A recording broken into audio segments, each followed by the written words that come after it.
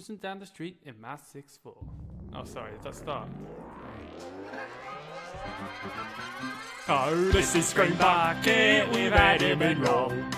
Learn about movies whilst we're getting your job. There's TV and games and other stuff too. And we're gonna share all this with you. Get out of my factory, you little toad. Hi, I'm Adam. And I'm Rob. And welcome to the first of our sort of in-betweeny season Screen Buckets. Rehashed crap from the past. Yes, crap. This is the best, best rehash you'll ever find. Yeah. This is 4-star rehash browns. 4-star hash browns of goodness. And it is good stuff. It's some of our, some movie reviews from, films that we absolutely love so much. So stuff you may have missed.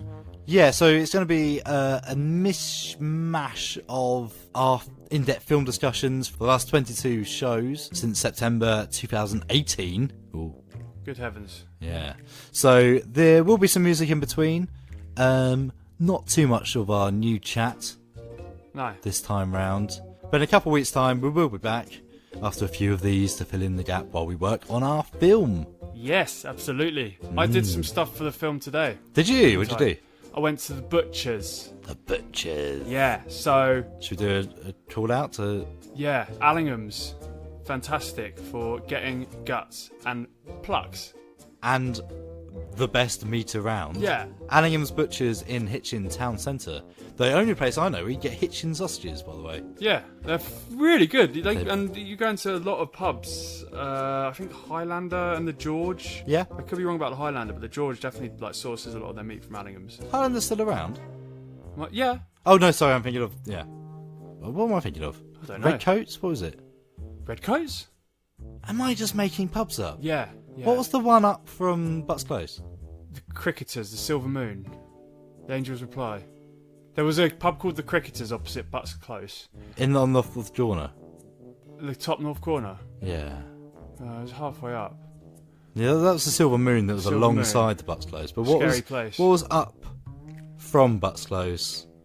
Opposite direction to Waitrose. Oh, that's the Highlander. No, that's not what I'm thinking of. What was it called? Just two old men sitting in a room thinking about closed old pubs. Remember going in there underage and drinking lube. Was I there and we protested and just sat in the Yeah, pub we moved anyway? the smoking area sign. Yeah. That was me. Sign? That was us. Yeah. It was a man. It's the something. Yeah. It was something like the Highlander. Oh God, I'm gonna text Steve. We're getting the answer is coming. Let's continue with the podcast. All right. Okay. Allingham's. Yes. Allingham's. Allingham's. Allingham's. Yeah. Allingham's. I was at the Allingham's today because I needed to get some plucks. Earlier in the year, Adam ordered from Allingham's these things called pig plucks, which to the untrained ear are pretty much the breathing system of a pig. I think if you picture an anatomy model of a person, the lungs and throat, it's just that. Yeah. It had a heart in as well. It had a little heart going on. It did, didn't yeah. So I had to go in today and they didn't have any pig plucks, so I had to get lamb plucks. So I had to order 6 instead of 4 because they were a little bit smaller because it came from a little baby lamb that they butchered. Anyway, I was in there. Sorry, what did you say? Nothing. Sorry, Are you drunk? No, I'm not. I'm very tired. Okay. I spoke to the man, and I said I was doing a horror film. A strange and scary butcher came out and was telling me about his favourite butcher movie, which completely went over my head, so I've never heard of it before. Midnight Meat Train. Yeah, 2008. Yes, Bradley Cooper, just after he did Wedding Crashers, so just when he's starting to get his own roles. And opposite, Vinnie Jones, a serial killer butcher who goes around killing people on a train, on the underground. Yeah, we just watched the trailer. It's really, really good. It looks amazing, doesn't it? There's some incredible people. Brooke Shields, I saw her name pop up. Ted Raimi, Sam Raimi's brother. Yeah, interesting film. And produced by Clive Barker. Or was it directed by? I don't want to say directed. I could be wrong. Unbelievable. It's weird how these films just slip by. Yeah. You know? every now and again, there's a film that you just thought you would have watched, but you just didn't even know existed. It just comes out of the ether. Absolutely. You've got to grab it whilst it's there. I'm really excited to finally watch that, actually. I do kind of recognise... I recognise Vinnie Jones in a suit in a train. Yeah. In a tube train. But in my head, I'm just getting him from Lock, Stock and Snatch in a suit. Well, yeah, that's true. Looking angry. Classic films. Alright, well, let's get on with the show then. So our first rehash is The Big Lebowski. Yeah, I think one of our favourite discussions we had early on. Yeah, and funnily enough, going back to it, you sent to me last week that you were seriously considering joining Dudism. Yeah, so we discussed it. Sod it. We'll put the Dudism discussion on afterwards as well. Yeah, it's a real religion based on the philosophy of the dude. I think it's sort of vaguely Buddhist, Taoist stuff. It's all real things, but put together under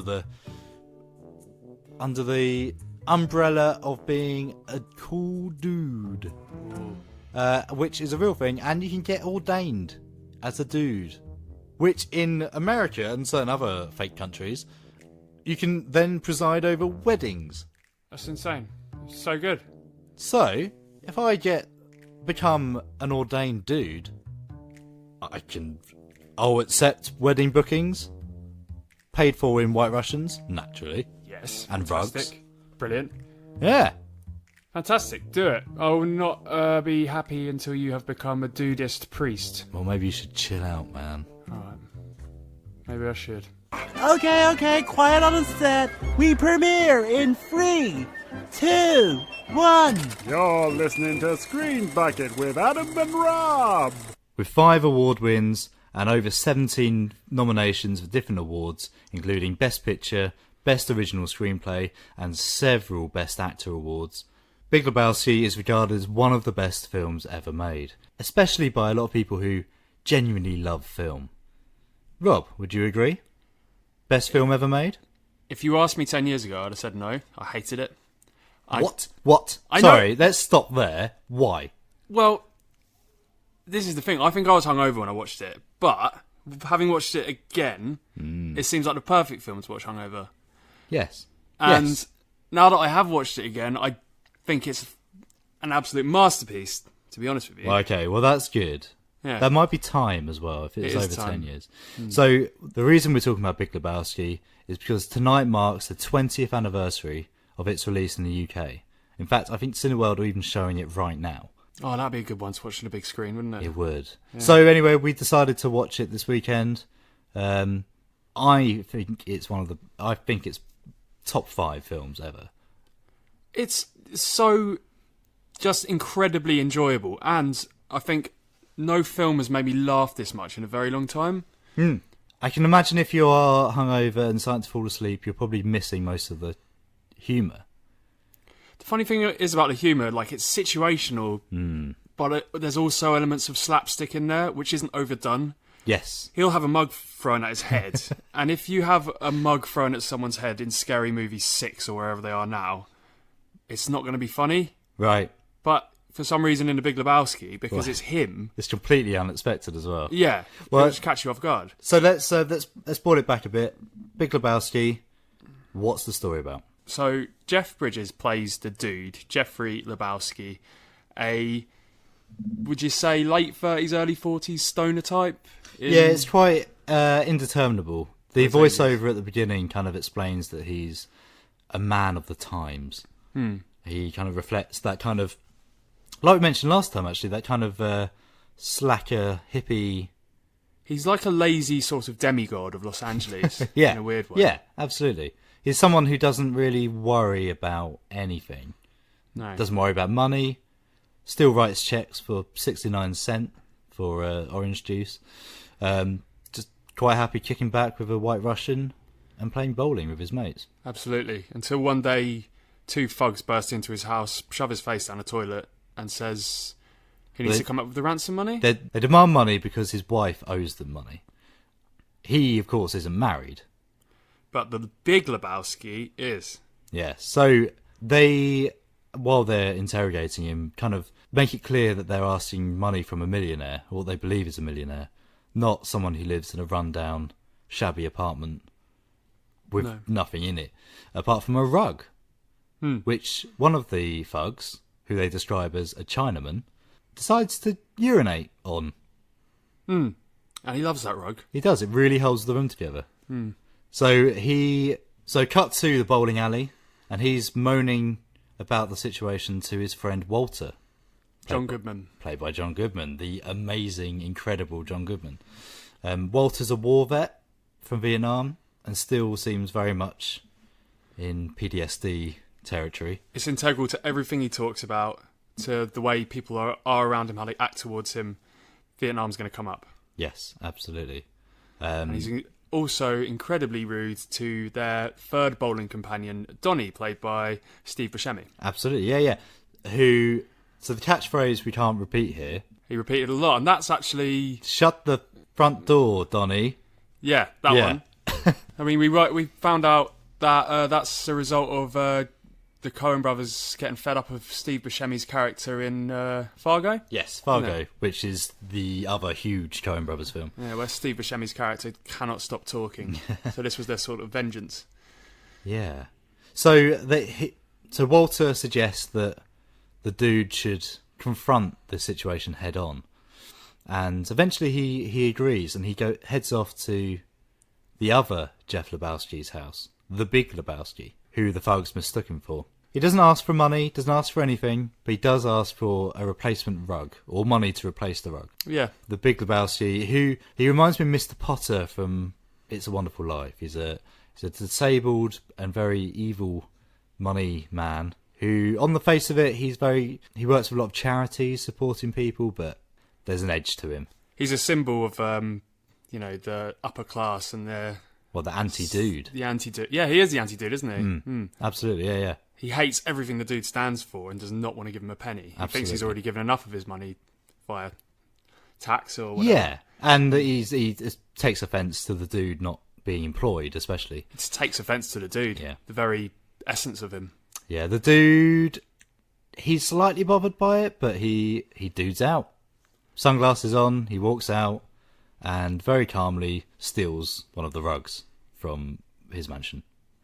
Via a chat with the Big Lebowski's wife, Tara Reid. Yes, who is very clearly a trophy wife. Very young, very attractive, painting her toenails with green nail varnish. And she's got into a bit of nasty business involving a big sum of money and the porn industry? Yeah, as revealed later on. So the dude goes away, he's got his new rug, and that's when things go a bit crazy. Yes. So he gets a phone call saying that they don't care about the rug, but they need his help.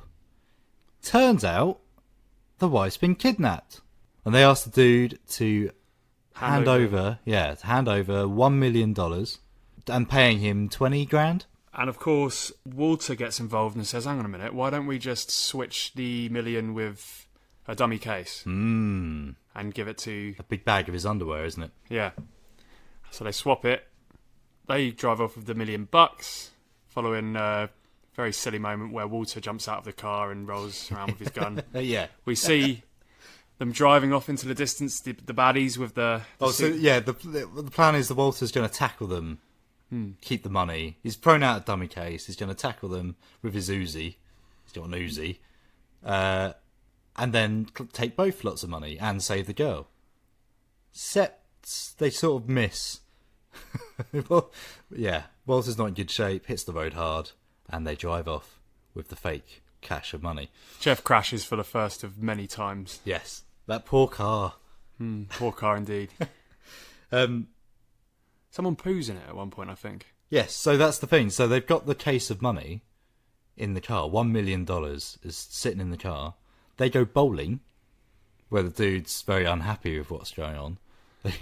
They leave the alley, and the car's been stolen. And that's the gist of it. I mean, we could keep on going with the plot, but... yeah, it's just endless thing after bad. It's situation after situation, and the thing we like about it is the fact that the dude just exists for it all. He is unchanged, he's untempered. He just goes from place to place, completely unaware of what's going on, and I think we agreed that we didn't really know what was going on completely either, which is quite interesting. Yeah, that again seems to be a bit of a Coen Brothers thing, but that works in this case because we're following the dude's, I think you said it, the frustration.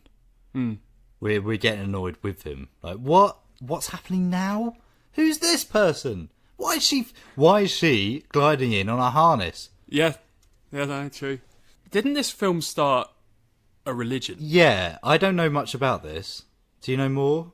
Dudism? Is that what it's called? I think it just basically comes back to the fact that people were so inspired by this character that they just wanted to create a whole lifestyle, not even a lifestyle, a religion around his sort of view towards life and how to approach it. Yeah. Let me just find out a bit. Let me Google it. Google. Beep bloop blork. Bleep bloop.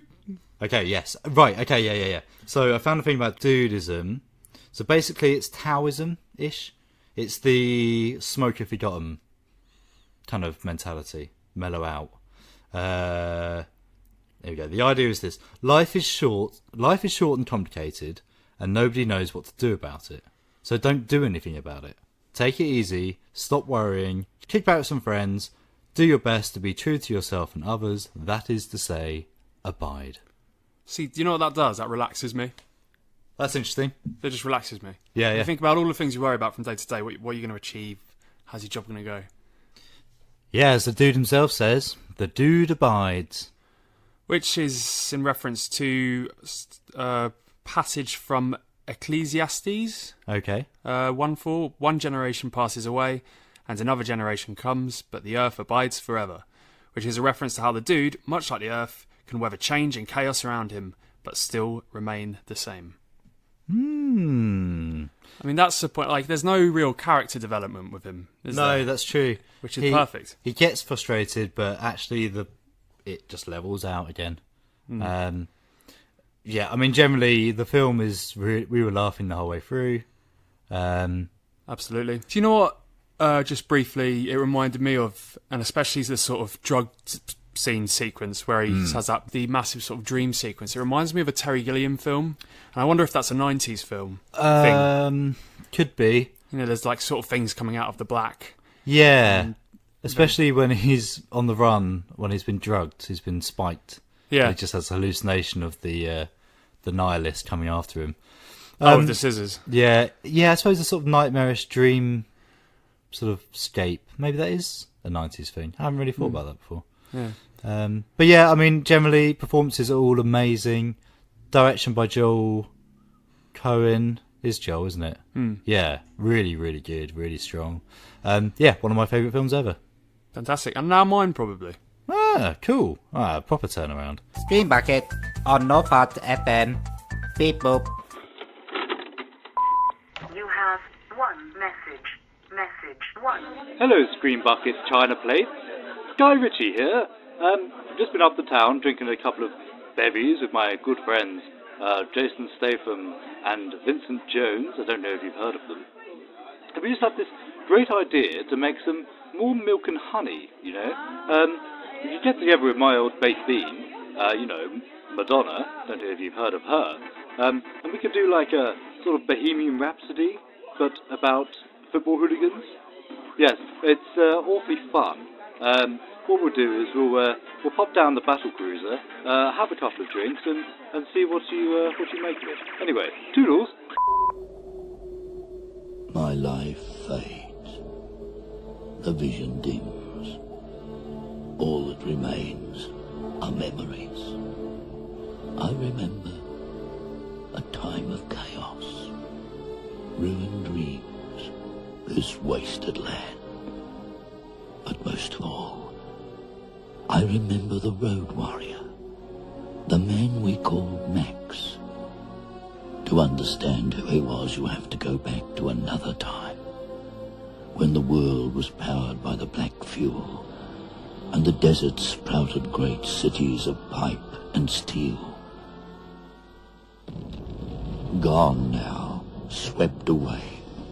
For reasons long forgotten, two mighty warrior tribes went to war, and touched off a blaze which engulfed them all. Without fuel they were nothing. They'd built a house of straw, The thundering machine sputtered and stopped. Their leaders talked and talked and talked. But nothing could stem the avalanche. Their world crumbled. Cities exploded. A whirlwind of looting. A firestorm of fear. Men began to feed on men. On the roads it was a white-line nightmare. Only those mobile enough to scavenge, brutal enough to pillage, would survive. The gangs took over the highways, ready to wage war for a tank of juice. And in this maelstrom of decay, ordinary men were battered and smashed. Men like Max, the warrior Max. In the roar of an engine he lost everything.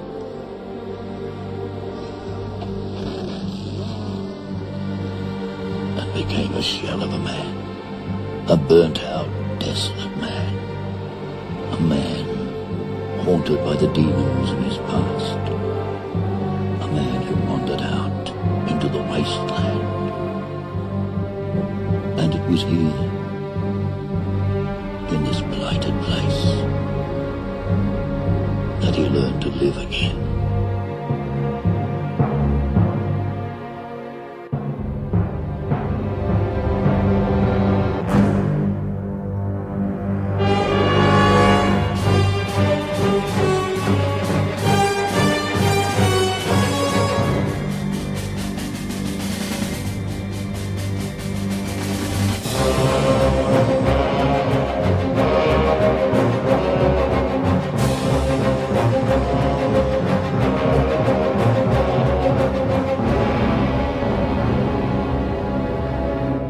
That was the opening scene and chase music from Mad Max 2, Road Warrior. Ooh. By Brian May. Not from Queen. No, just another Brian May. Brian May. Brian May. Brian May. Brian May, I've got some music for you, George. Let me play a little tune on my keyboard. How long's it going to take? 24 hours? Oh dear, what a way to start. Yes. Mad Max 2. Yes. So this is the quintessential post-apocalyptic film, I think. Yeah, I'd say so. Certainly the trope namer for post-apocalypse. Massive amount of influence. I mean, you see it in South Park on the kids' walls. You see it. Well, James Cameron was influenced by it for Terminator 2. Yeah. Well, there's thousands, countless Italian rip-off of Mad Max. You can see so many of them. Actually, Amazon Prime has a lot. Hands of Steel. Just that standard, leather-bound future warrior. In a stark and barren wasteland. And people on bikes and stupid vehicles that just held together with duct tape and wishful thinking. Yeah. Mad Max is, considering that the first film was, until Blair Witch, the cheapest film ever made. No way, was it? Versus profit. Oh, wow. That from such humble origins of one guy making a film after a film course to insane. Being the most influential sci-fi fantasy action movie possibly ever. Yeah, I mean it's oozed into video games. How many post-apocalyptic Mad Maxy video games are there? Well, it's funny, hundreds, and yet there's only been one Mad Max game, and it was only a couple of years ago. It's insane. Oh. Mad.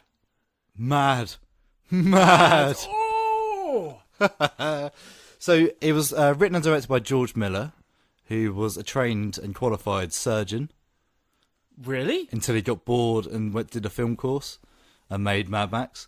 What, that was his steps? Yeah. Was he into films before then? I guess he must have been. Yeah, I hope so. But yeah, it was a because he did Mad Max, the first Mad Max, he did as a road safety film. What? Yeah. Because whatever you do, don't start on Mel Gibson on a road. Well, no, he'll kick your bloody head off. A lot of the sort of 2/3 of the first Mad Max 1979 film are just people running around being idiots on the road. Right. And, like, there's bits of dialogue, like Goose is saying about how he's a police officer and how by the time he got to this accident, this guy was trying to scream with his face ripped off. And that's obviously all based on George Miller's actual, like... surgical experiences. It's terrifying, yeah. I suppose in Australia, he's probably worked on enough, like, casualties to think, right, I've got to make a film about this. Well, the amount of bikers and stuff, like... Mad Max 1, most of the baddies are all of the baddies are bikers. And they're all just locals, pulled in. Huh. That's just Australia. That's what it's like. That's what they do. And bear in mind that, who was it? Stephen Fry on QI told a story about it, how someone really badly needed an organ transplant, and the doctor went to the window and said, well, we really desperately need this organ, but it's raining, so there should be some organ donors coming in any minute now. Talking about motorcyclists, so... But anyway, Mad Max 2. What happens? So it starts off with a kind of recap come introduction to the character for people who have not been shown Mad Max 1. Yes. Worth noting that, actually. Mad Max 1 was barely shown anywhere, especially in America. So much so, this is Mad Max 2 to us, but it's just called The Road Warrior. Because no one had seen the first one. No. So, yes. So they just briefly went over footage of him sort of losing a girl and kicking bad guys' asses and being attacked and things like that. Mm-hmm. And then he's driving. He's driving away from a nasty, nasty, punky motorcycle man and his gimp. Yes, Wes. Wes and the Beautiful One or something. Like, it's a really lame name for the blonde one. Wes and a couple of cars as well. Max is using his super-powered V8 Interceptor, but he's running out of fuel, so he has to slow down, and they catch up to him. And we see some road warrioring. Yeah, he's getting the oil and catching it in his jars and stuff. Well, he knocks the car off the road, they spin out into each other, they crash, he jumps out, and the first thing he does is put out a sponge and start mopping up the petrol from the road. That's how sacred it is in this world. Yes. So yeah, the post-apocalypse in this isn't a nuclear war, it's not zombies or anything, it's literally the oil has run out. And what's left is people scavenging and hunting and fighting for what's left. Which is, I suppose, what a lot of people worry is going to happen. Yes! Woo! Now's the time to watch these films. Train yourself. Thanks, Theresa May. And sorry, don't get political. Not put that in. Yep.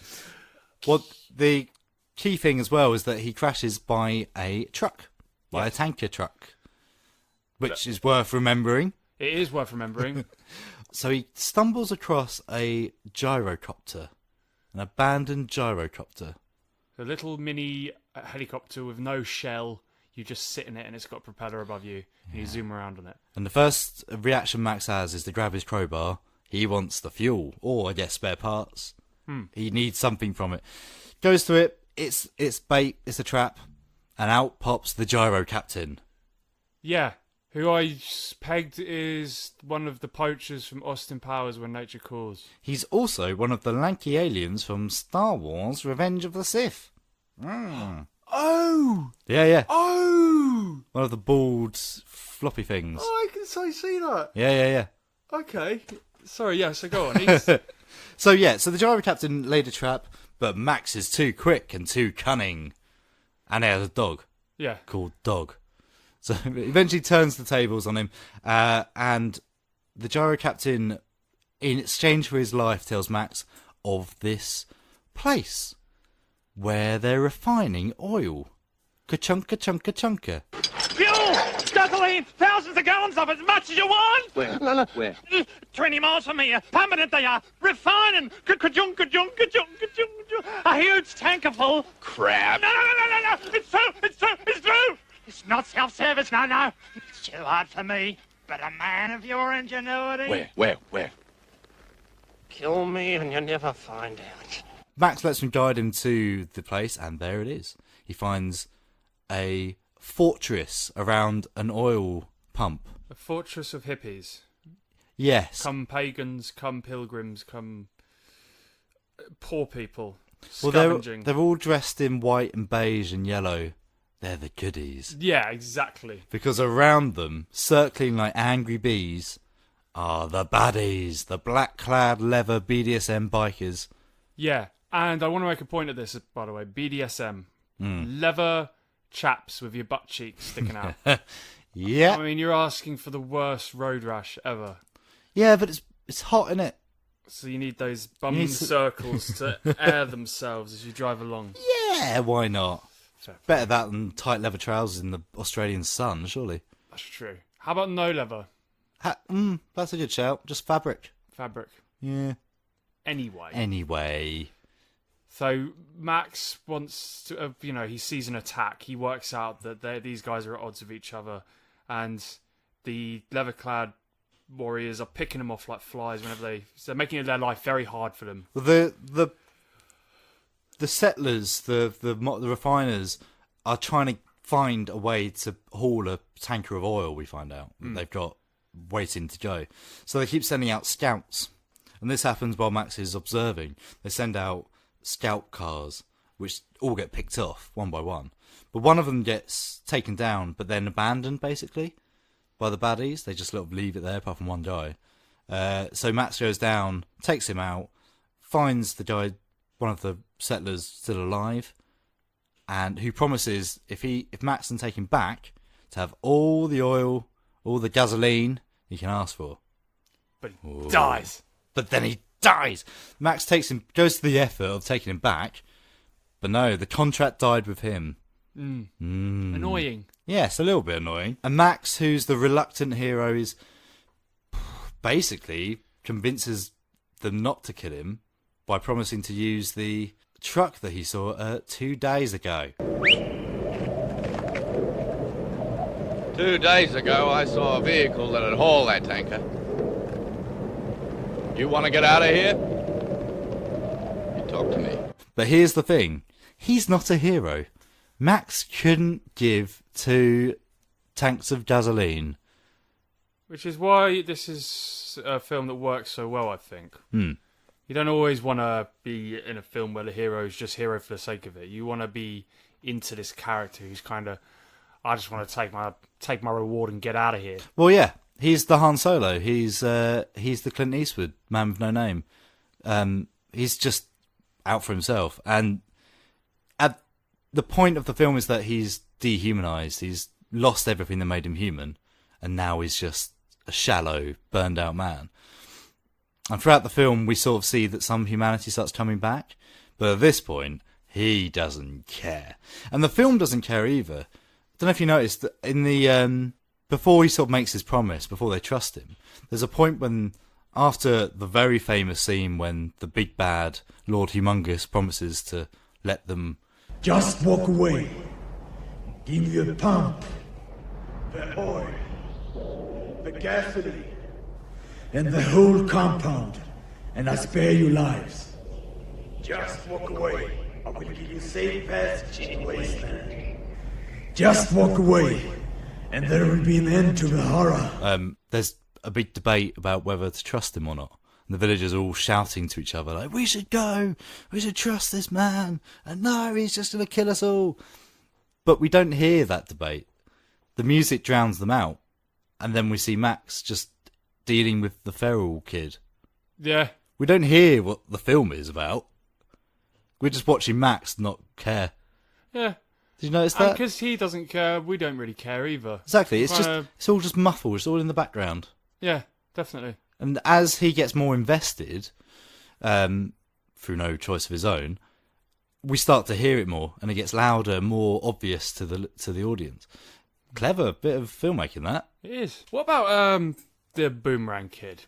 The feral kid. The feral kid. How do you feel about the feral kid? Well, you said to me whilst we were watching it, this is the most Australian thing I've ever seen. And so it's that stick of a dump. Yeah, he's just running out with a boomerang, a metal boomerang, going. Gives him a little happy birthday jingle toy. Yes, and he loves it. There's something worth that because it looks pathetic and silly, that music box. But bear in mind, this is probably the first music they've all heard in years. Good point. And the feral kid maybe ever. Yeah. So he's like, wow, what is this thing? Exactly, What yeah. is it? This is a tune. It's just magic, yeah. Yeah. It's easy to forget that, because that's the thing with Mad Max 2. It's not like 200 years after the nuclear bombs fall. It's not Fallout. It's like 5 years tops. So this kid, can I say Gimp? I've said Gimp already. You can't call him Oh, I see. Can I refer to the I know Gimp? what you're saying. I'm not going to call the child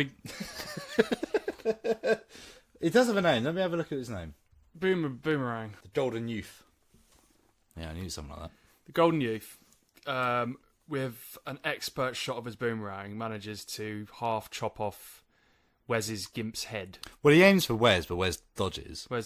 And the Golden Youth is just whatever, in his own world. Yeah. Takes him down, and Wes goes mad. Mad! There's something that I love about these films, and I think they kind of go further into it in Fury Road. But I like the insanity of the antagonists, especially the henchmen. Like, one of the idiotic henchmen sees that boomerang almost take a man's head off. Yeah. Kid, Wes throws it, and then he tries to catch it, chops his fingers off. What I And love, cuts back to there's him. a nice little nuance there, because I always think of it. When he's running for the boomerang, everyone else knows this is a bad idea. All the villains, all the bad guys, all the punks and BDSM bikers and stuff, they all go, no, leave it, no. And then he grabs for it, cuts his fingers off, they all laugh. Yeah. But to me, that shows that they're still, like, human. Because they go, no, you idiot, stop it. But then they've twisted, because they don't act in revulsion, they laugh. I know, maybe I'm overthinking that, but that seems like a thing to me. No, definitely. And then there's the added insanity of the guy is laughing or curious about something else seconds after his fingers are chopped off. I think the gyrocopter swings over or something. Yeah. He's staring at something, and he's forgotten that his fingers have been chopped off. Yeah, he seems more manic than the others. Like, Wes is legitimately evil. Probably worse than Lord Humongous, who calms him down quite a lot. Like, whoa there. Which is interesting. That's sort of like Lord Vader going crazy and the Emperor going, yeah, he's got this rational... Vader, calm down a bit. Have a little sit down, Vader. Yeah. He wants to keep a lid on him, doesn't he? He does, yeah. It says, now's not the time. So, yeah, I mean, Mad Max 2 has everything and is probably the film I most watched as a teenager. This and probably Lock, Stock and Two Smoking Barrels that I've watched on loop. But here's the question. Has Fury Road replaced Road Warrior? No. Because Fury Road is a much grander film. And Fury Road has these giant... I mean, everything about it is giant with the cliffs and the milk. There's so much of everything. I think, yeah, Fury Road is still the same story, though. Premise, essentially. It's just, and it has the same thing going on. I mean, the Mad Max original 3 films, and especially this one, it feels like it is being built out of the scraps and the ruins more than the other ones. Definitely, I agree. Yeah. Well, Mad Max 1 and 2 have a full circle. 3 is just dumb. Yeah. But 1, you've got a man leaving civilization, losing everything he loves, and then driving into the outback, right, where he finds himself again at the end. Goes on a gap year. Basically, yeah. He has spring break when he plays with some nightmare people. 3 is just Fury Road stands out on its own. And I think maybe that's the difference. Because part of the thing with Max, and a lot of people complained about it after Fury Road, presumably because they don't understand the character. Max isn't really a person. He's more of a vessel for you to explore the world around it. Yeah. He just sort of turns up. He's the catalyst that starts things You witness whirring. things happening to him through his eyes. Things happen. He just stumbles into someone else's story, which I really love. Genuinely love that idea that he's just... Like I say, when we weren't actually listening to the plot of the film. No. We're just looking at Matt's like, whatever. Yeah. He just casually unpicks the handcuffs he's got on. Yeah. And just sits there like 100%. I've got nowhere to go. Well, and that's the same with Fury Road. People kicked off with Fury Road because it was called Mad Max, but there was a woman who was the main character. Or Charlotte Theron. Yeah. Which is the dumbest thing I've ever heard, still. But it is about Max. It's about Max leading you into that world. Yeah. So totally. Yeah. I agree. Do you prefer Fury Road over Road Warrior? I think I do actually prefer Fury Road, and I think purely because the stunts are just absolutely out of this world, and I really, really enjoy Nicholas Hoult more than I do That's true. the antagonists in Road Warrior. With the stunts in mind, while I agree they are amazing in Fury Road, the stunts in Road Warrior feel much more dangerous. Oh, yeah. And therefore have much my respect a lot more. They're sort of scrappier. What was that? Just read that the tanker... They had to starve the stunt driver of the tanker for 12 hours because it was very likely that they would have to operate on him immediately after shooting. That was the extent of the danger. Yeah. They rolled a truck at 65 miles per hour, basically. Insane. Yeah.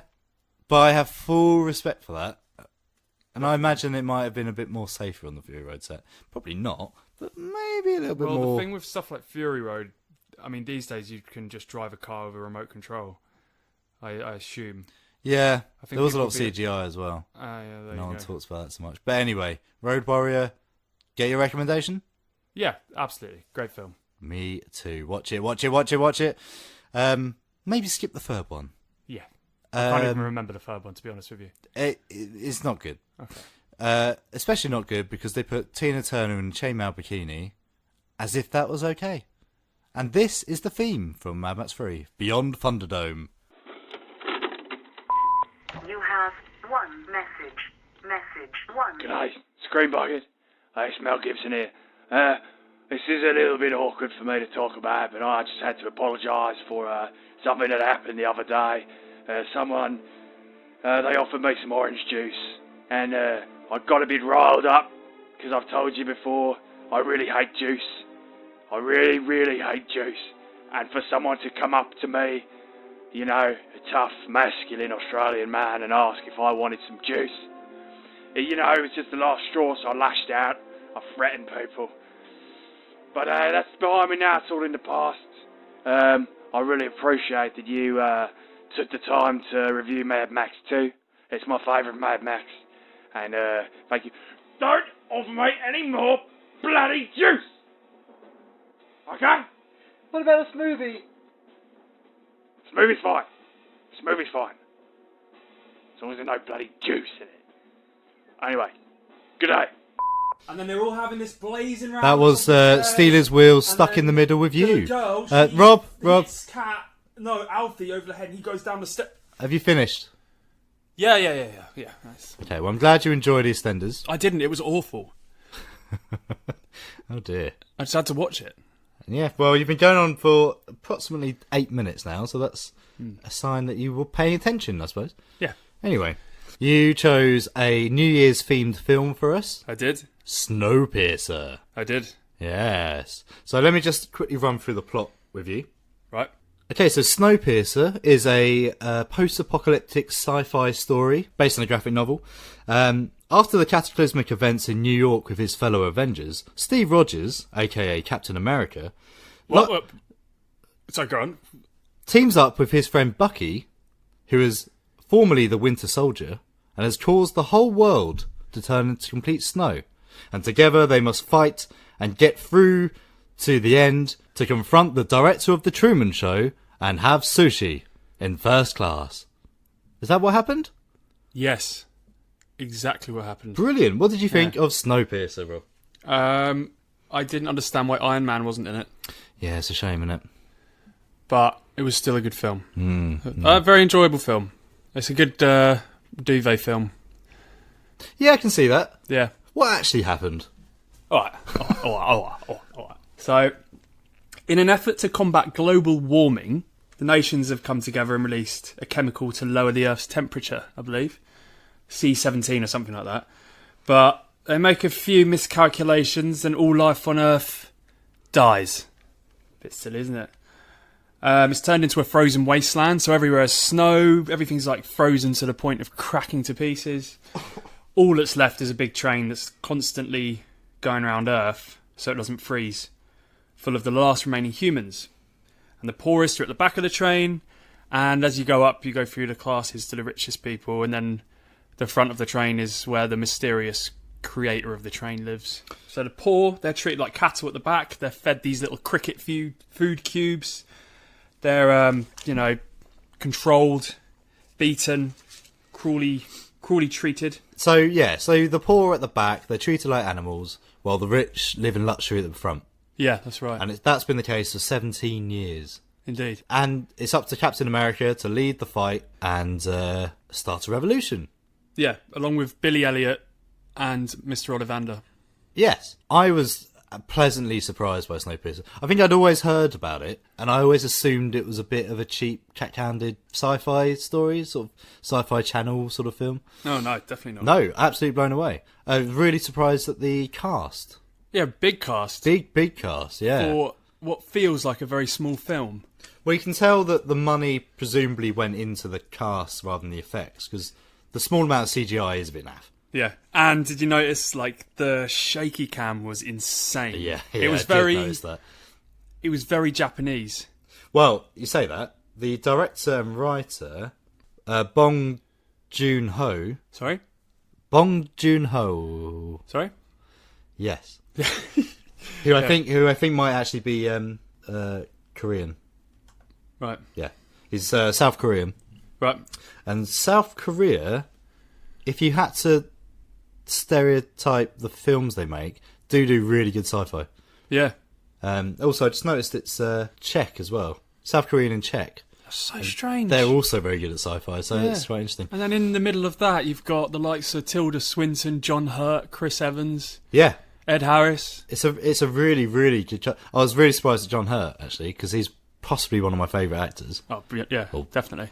But yeah, so essentially it's a revolution. It's class revolt. Indeed. The poor rise up against their oppressors, who are brutally evil. They're very evil. More than necessary. Yeah, if you throw something at a woman's face, you're going to get your arm stuck outside and it's going to be frozen off in 7 minutes. Yeah. Yeah, because it's bitterly cold outside, isn't it? Yeah, to the extent that there's a shot where the train's going past 7 people who escaped the train one year. And they made it about, 50 feet before they just froze to death? Yeah. Where they stood. How did they get off the train? I think there was a revolt and the trains temporarily stopped. Oh, okay, fine. There were 2 revolts prior to the revolt in this film. Yeah, there's every 5 years or so. Something kicks off. Yeah. It's quite action-packed. There's a lot of fight scenes and things.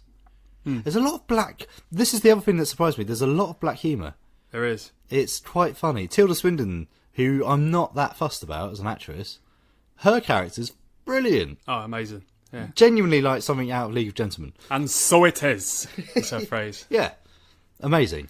So she will, for you guys, Tilda Swinton, she is kind of, at first you think she's the ringleader of all the bad guys, all the soldiers. She comes to the back of the train. They all get beaten up. And then she'll say, you've got to keep in line, otherwise bad things are going to happen to you. You've got to behave. You've got to know your place. You are a shoe at the bottom of the body. I am the head. Stay being the shoe. Yeah, there's a sort of almost god worship. So the train that humanity survives on was built by a guy called Wilford. Yeah. Who is treated like a god, essentially. He linked up all of the train railway networks. And essentially it takes an entire year for the train to get around the whole world. Exactly a year. Exactly a year, in fact. Because during the revolt, as they get into one of the carriages, the lower class passengers... The bottom class, they get confronted by a wall of evil, scary men. Axe-wielding maniacs. Executioner hoods. And they get into a big Barney, don't they? Mm-hmm. They start fighting, but then halfway through the fight, they just stop. Yep. And they start counting down. 9, 8, 7, 6, 5, 4, 3, 2, 1.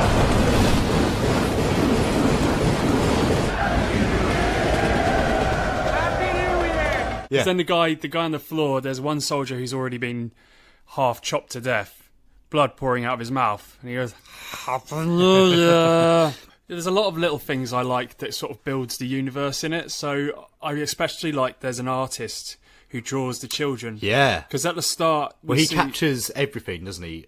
Photorealistic drawings. Yeah, he captures the events of the journey to the front, in fact. But at the start, because these children, occasionally they'll come to the back and they'll take kids away. And you never know what happens to them at first. And everyone's completely in the dark about what's happened to their kids. But this guy comes around and he's drawing pictures of them and saying, I'm going to take this up the train and I'm going to ask people if people have seen the kids. And I thought that was a really nice touch. I really liked how at the start of the movie they're trading things they like. They've got so little stuff, but obviously Chris Evans, to formulate his plan, he's trading things with people to... What I love about the language, talking about the universe, is they refer to the bullets being extinct. If anything's run out, they refer to it as being extinct. Yeah. That's quite cool. It is, because in their world it literally is. Well, and you say that as well. They don't say the whole wide world, they say the whole wide train. Because that is their world. Yeah. Brilliant. And they've only been on there 17 years, so a lot of them do have memories from before. So Chris Evans says that he's had 17 years on the outside, 17 years in the train. Yes, yeah. And there's a horrible, horrible backstory which we can't really go into. Yeah, obviously we don't want to go into spoilers, but it's quite deep. There's a lot of stuff that happens.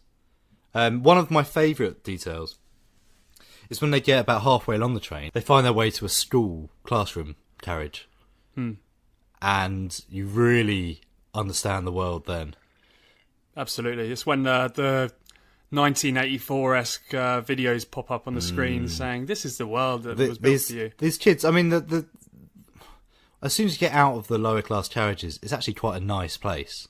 Yes. So the classroom's actually quite nice, and the kids are well spoken and well educated. But they're being fed this absolute brainwashed literature. Especially, and some of it goes into why the people at the back are at the back and the people at the front are at the front. Yes. And there's this thing that's read to them, the kind of saying is, what happens if you go outside? The children say back, we all freeze and die. And the teacher's creepy as hell. Yes, she is, yeah. The pregnant teacher. Interesting detail that she's pregnant.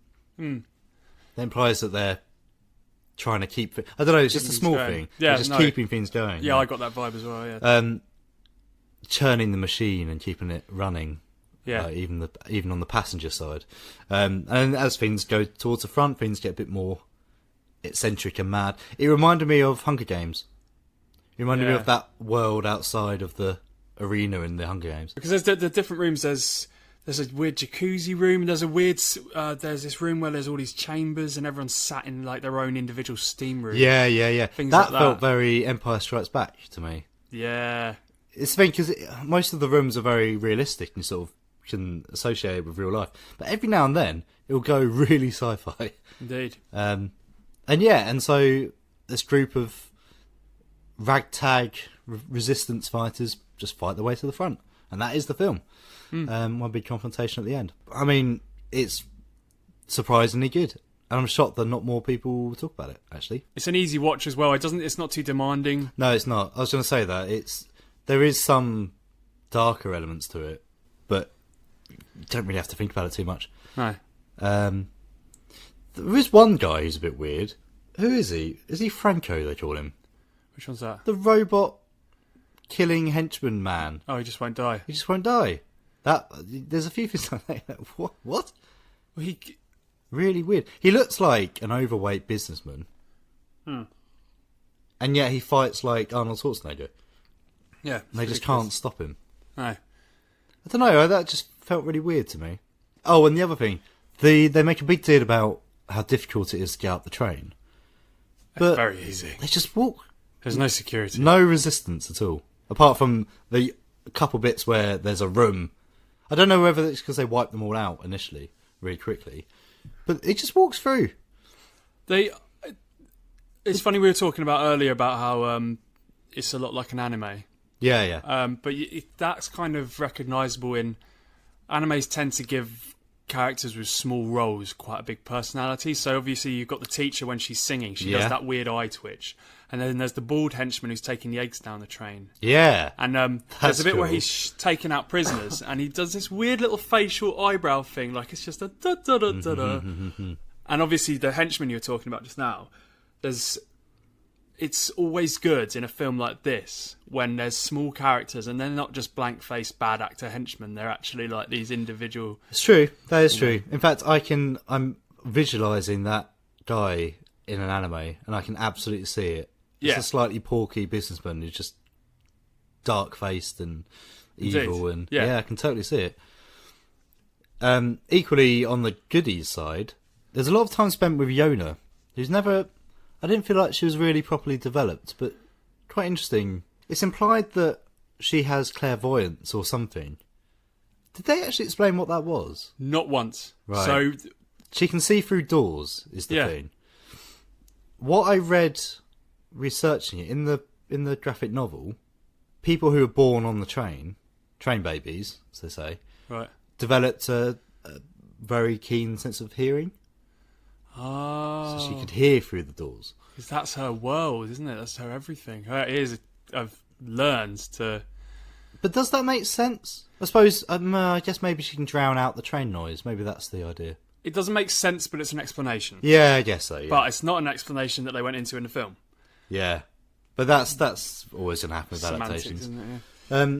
But yeah, that was quite interesting. I tell you what I did clock onto when I was researching it and picked up these things. John Hurt's character is called Gilliam. Named after Terry Gilliam. Really? Yeah, because it's very visually inspired by like Brazil. And stuff like that. And Edgar, the character of Edgar, named after Edgar Wright. No way. Why? Actually, genuinely? Yeah, genuinely named after Edgar Wright. Why? Who knows? Just because there's a fan. Maybe, or maybe they were filming in a similar location or something. But yeah, interesting. So yeah, would you recommend it? I would recommend Snowpiercer. It's a unique concept, well told. Good action and great characters, great actors. Yeah, really good. Shockingly good cast, as we say. Yeah. The ending's a bit weird. We won't talk about it. Yeah, we don't do endings. But, a bit weird. Bit weird. Sort of like, oh, okay. Yeah. Huh? What? But yes, would you recommend it? Yeah, I would. Definitely. I would recommend it. It's very enjoyable. Very good sofa film. Lie yourself down, get a hot chocolate in, and just... Laugh at their misery. And just exist with it. Yeah. Requires very little attention. Would it be nice to have a train conductor character, though, wouldn't it? Definitely. Going down the train. Tickets, please. Oh, yeah, I forgot. Oh, sorry, we haven't got any. Well, back down the train. Anyway. You have one message. Message 1. I'm sorry I got my jacket stuck in the door. It's Jake Gyllenhaal here. Hello, Screen Bucket.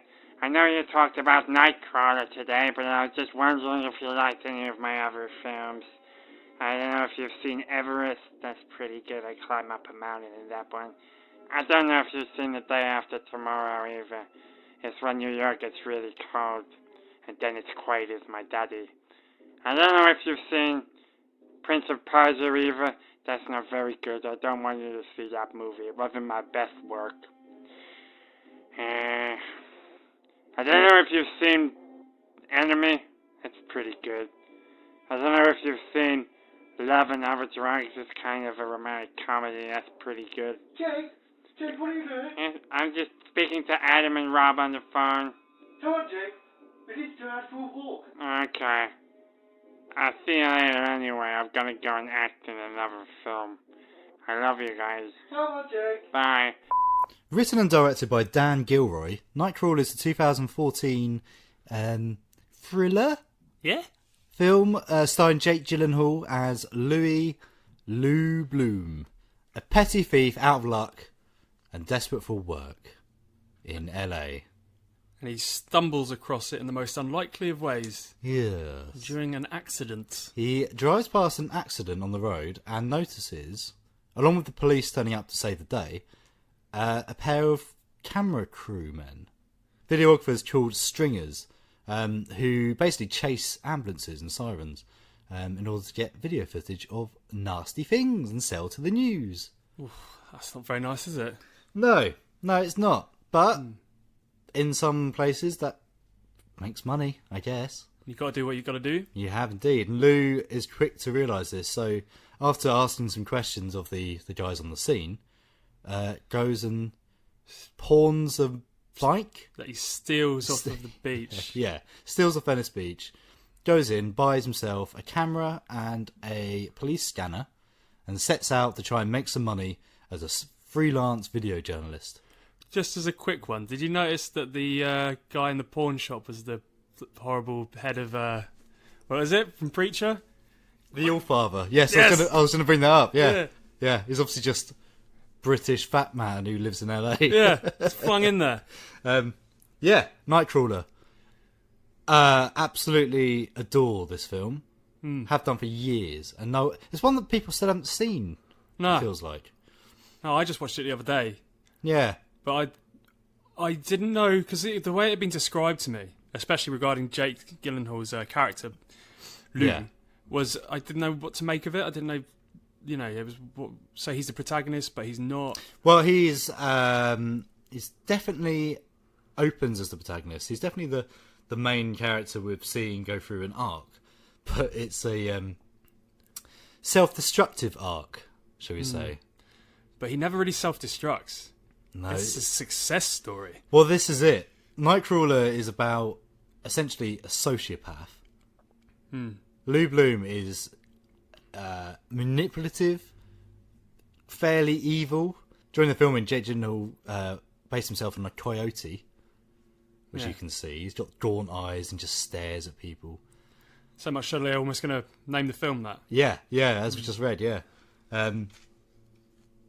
It's a rags to riches story of a complete madman. Yeah, it's definitely. almost like a parody of the American Dream. Is how I saw it. It's difficult. It's difficult to take in that sense, especially because as it goes on, obviously he discovers that not only can he follow these scenes, but if he gets there in time, he can edit them. Yes, and that's very quickly he does that.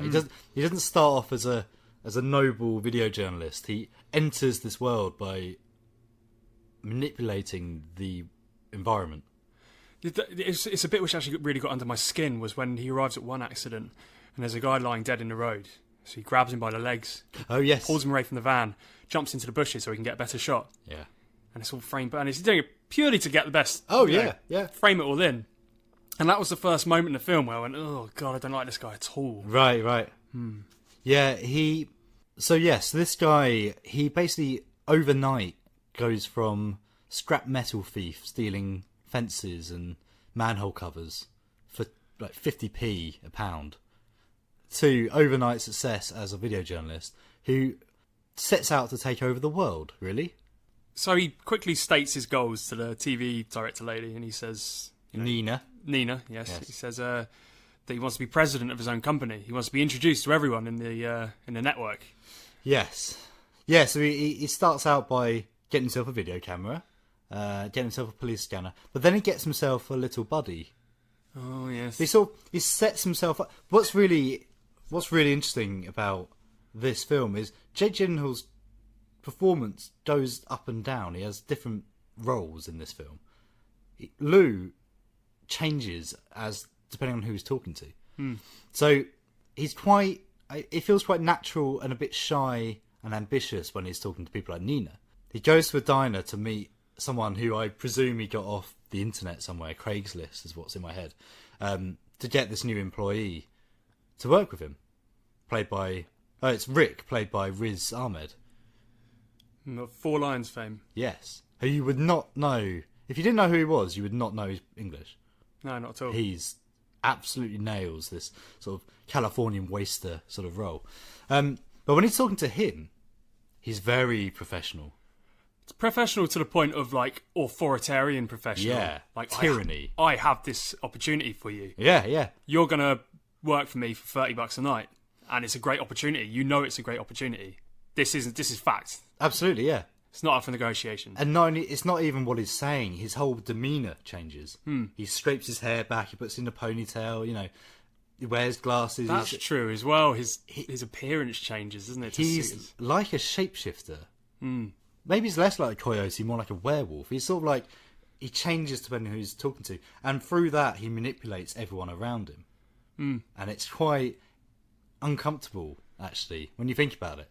It is. It becomes uncomfortable at the point when you realise he's doing it. Because at the start of the film, when he's selling the scrap metal and stuff, and he's speaking to the man who's telling him to go and do one, he comes across as very ambitious and as someone you want to succeed. Yeah. Think, Well, he says, doesn't he, hire me, I want a job. Yeah. And the guy's like, I'm not hiring a thief, you know. And he keeps going, what about an internship? What about anything? And yeah. You're rooting for him at that moment. But when you realise what he's up to, and you realise it's all a game to him, that he's just changing and changing and changing. Does he know what he's up to?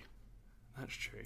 He sort of falls into these positions where he just ends up in a situation where it's almost like he's playing the part of someone else.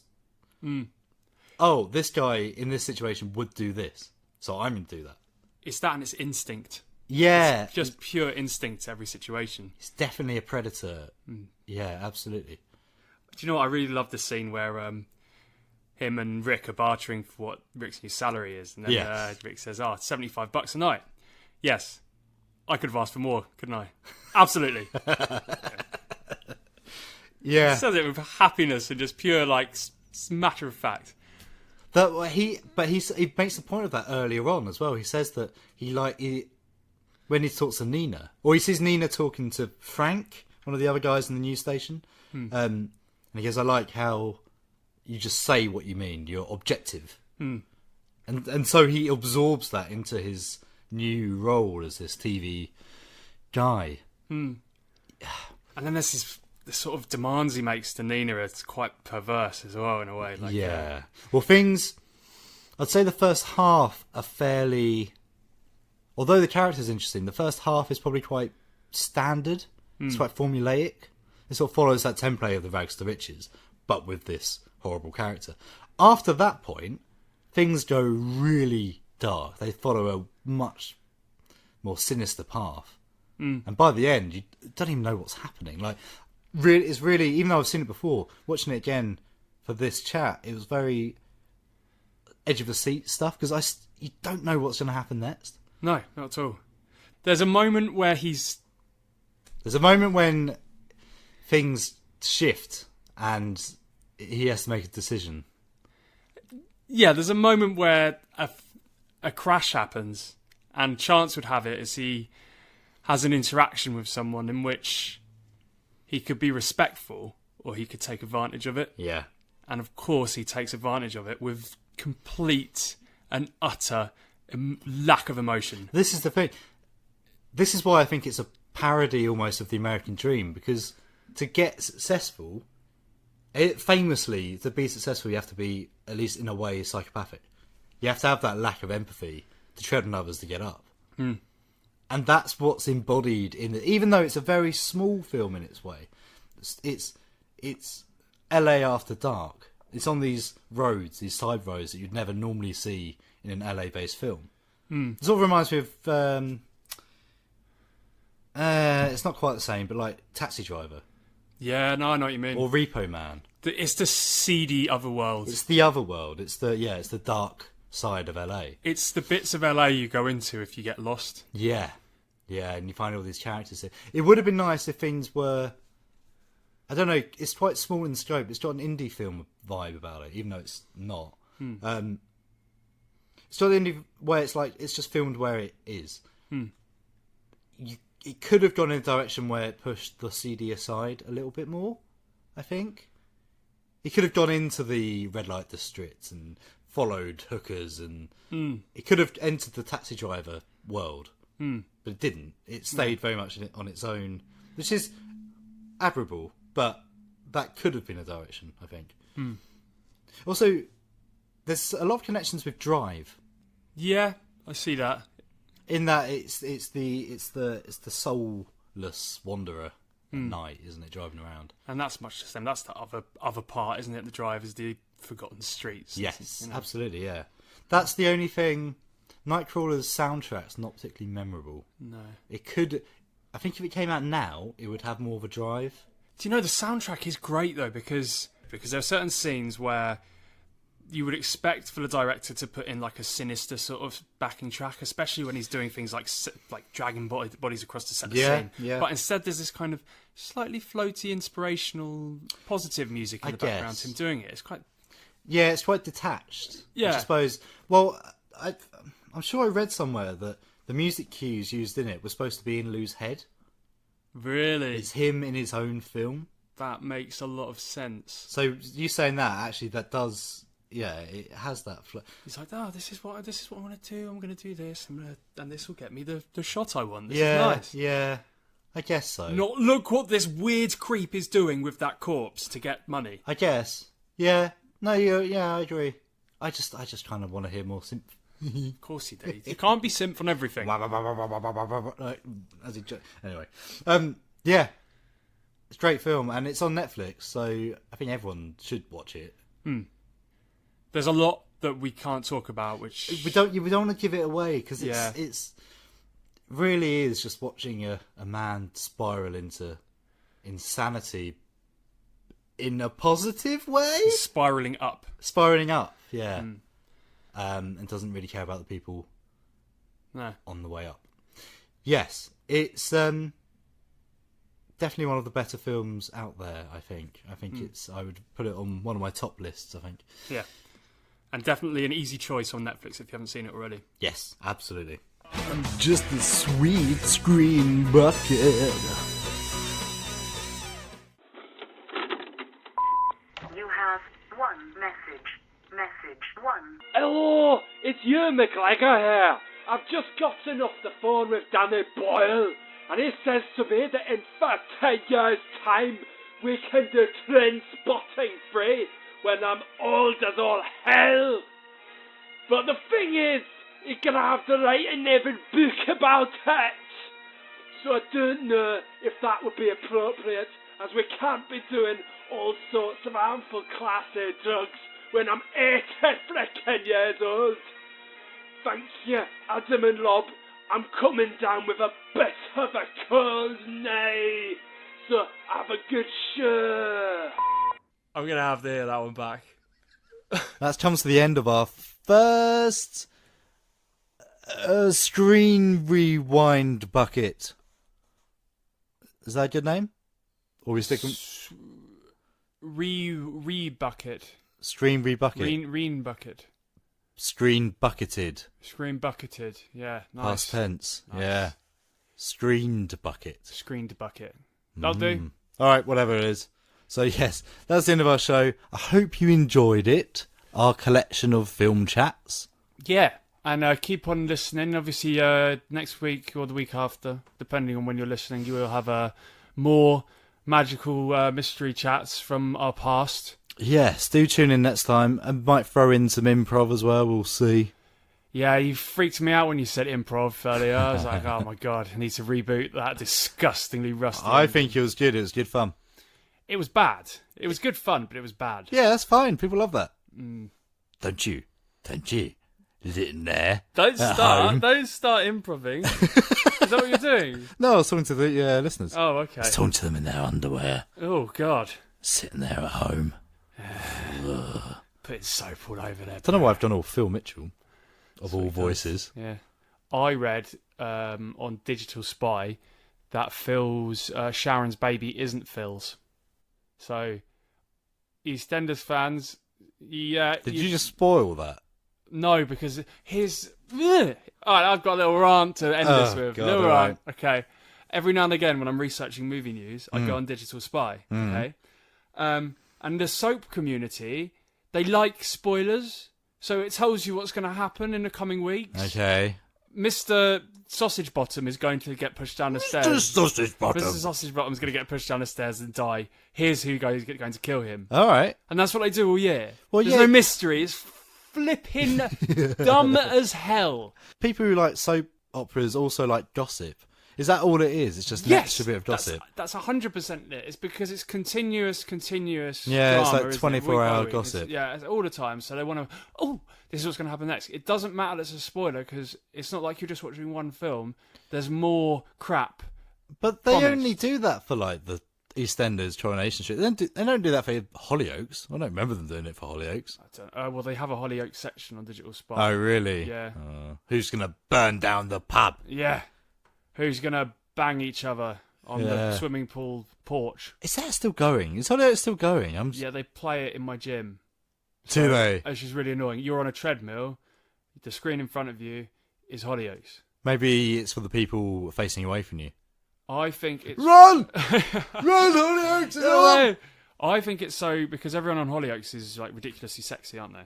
Yeah, they used to be, certainly. There's no contrast. Like in EastEnders, they got a couple of fatties on there to well, EastEnders is well regarded by American audiences because it's got ugly people in it. Is that a fact? Yeah, because soap operas in America is all glitz and glam. Oh, like Dallas is just exclusively attractive people. Yeah, it used to be. Or all of them. They're all, even like Spanish and Mexican shows as well. You see it; they're all glamorous and stuff. Not in EastEnders, and Americans love it.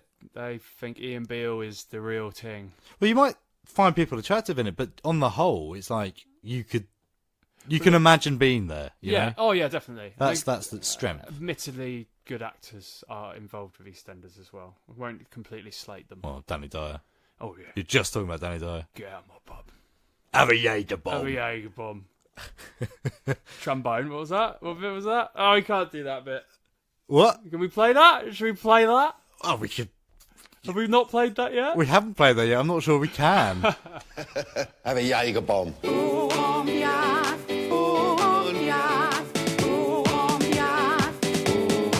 that a rave?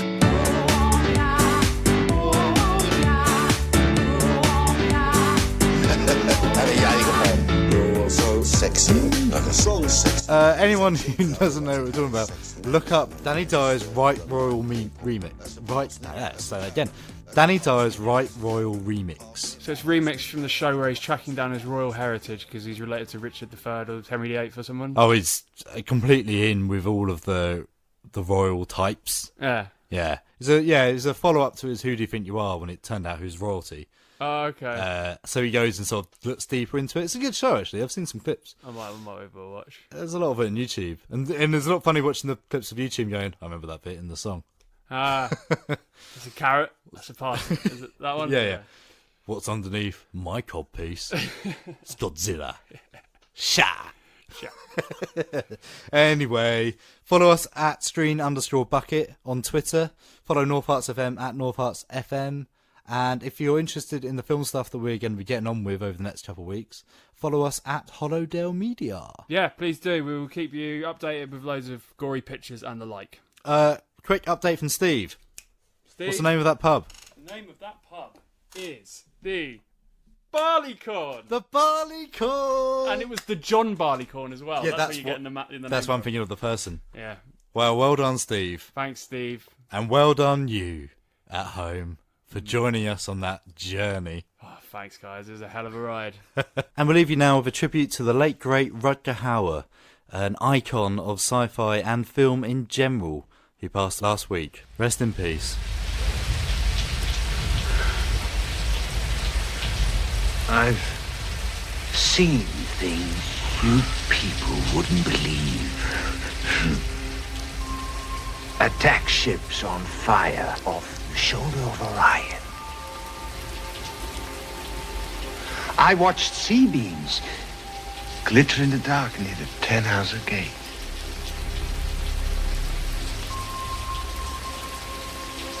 All those moments will be lost in time, like tears in rain. Time to die.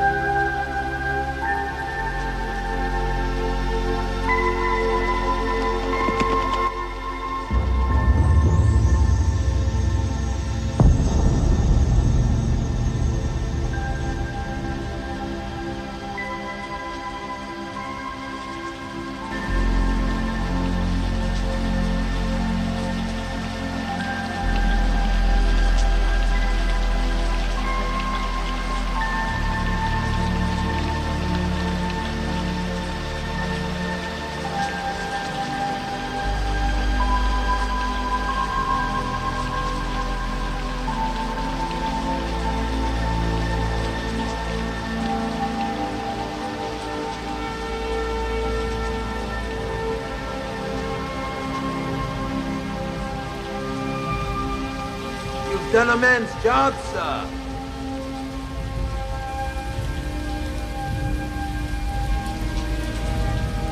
I guess you're through.